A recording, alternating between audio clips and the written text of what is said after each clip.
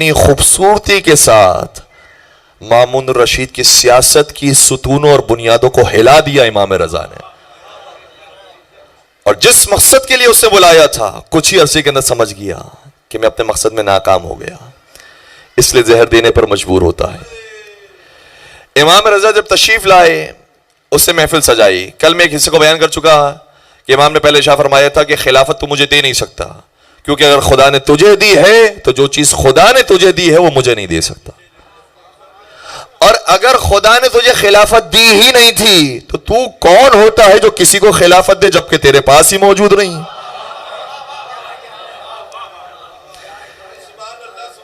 پھر حالات ایسے پیدا ہوئے کہ امام کو مجبور کیا کہ آپ اگر خلافت کو قبول نہیں کرتے تو آپ کو کم از کم ولایت عہدی کو قبول کرنا ہوگا۔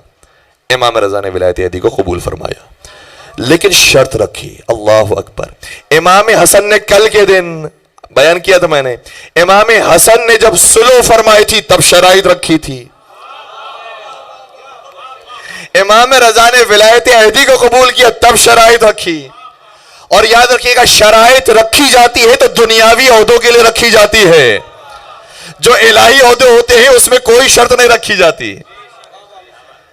تو امام نے یہ دنیاوی عہدہ قبول فرمایا، یہاں پر شرائط رکھی، اور اس میں سے ایک اہم ترین شرط یہ تھی کہ میں نہ کسی کو منسوب کروں گا نہ کسی کو معزول کروں گا، میرا کوئی تعلق نہیں ہوگا۔ وہ تو بڑا خوش ہو گیا، اچھی بات ہے، آپ نہ کسی کو نکالیں گے نہ کسی کو داخل کریں گے، ہماری مرضی ہوگی، ہم جس کو نصب کرنا چاہے نصب کریں گے، جس کو معزول کرنا چاہے معزول کریں گے۔ لیکن امام رضا نے ایسا منصوبہ اختیار کیا کہ دنیا سمجھ گئی کہ حکومت مامون رشید میں جتنی خرابیاں ہو رہی ہیں وہ مامون کے منصوب اور معزول کرنے کی وجہ سے ہو رہی ہے، امام رضا کی وجہ سے نہیں ہو رہی۔ امام رضا کو کوئی تعلق ہی نہیں ہے۔ تو امام رضا نے ولایت عہدی کو قبول فرمایا۔ اب تاریخ کا جملہ یہ ہے، مامون رشید نے ایک عالی شان محفل سجائی کہ سب کو بلایا جائے اور سب ہمارے ہاتھ پر بیعت کریں۔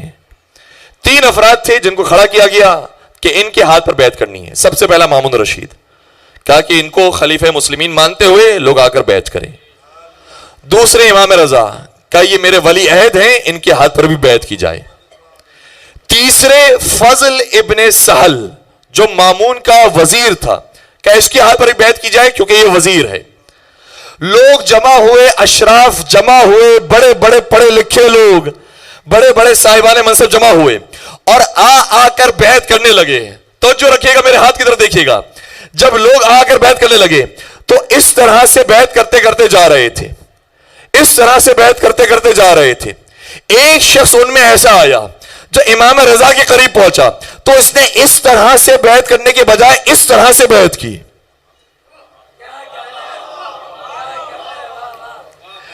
اس طرح سے بیعت کرنے کے بجائے اس طرح سے بیعت کی۔ امام رضا مسکرانے لگے اور مسکرا کے فرمانے لگے، تو جس طرح سے بیعت کر رہا ہے وہ بیعت کا صحیح طریقہ ہے، باقی جتنے لوگ بیعت کرنے کے لیے آئے تھے وہ بیعت کرنے کے لیے توڑنے کے لیے آئے تھے۔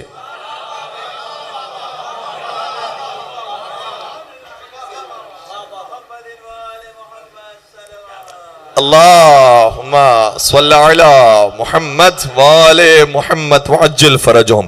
امام رضا کے اس جملے کی وجہ سے چیمیں گویا ہونے لگی۔ کیا مطلب؟ اب تک جتنے لوگ یہ بیعت کر کے جا رہے تھے یہ بیعت نہیں کر رہے تھے، بیعت توڑ رہے تھے۔ مامون نے کھڑا کیا سب کو کہ جتنے لوگ اب تک بیعت کر کے گئے تھے دوبارہ آئے، دوبارہ بیعت کریں، اور جس طرح سے امام رضا فرما رہے ہیں اس طرح سے بیعت کریں۔ اب بیعت کریں تو اس طرح سے اپنا ہاتھ دیں اور اس طرح سے ہاتھ دینے کے بعد بیعت کریں۔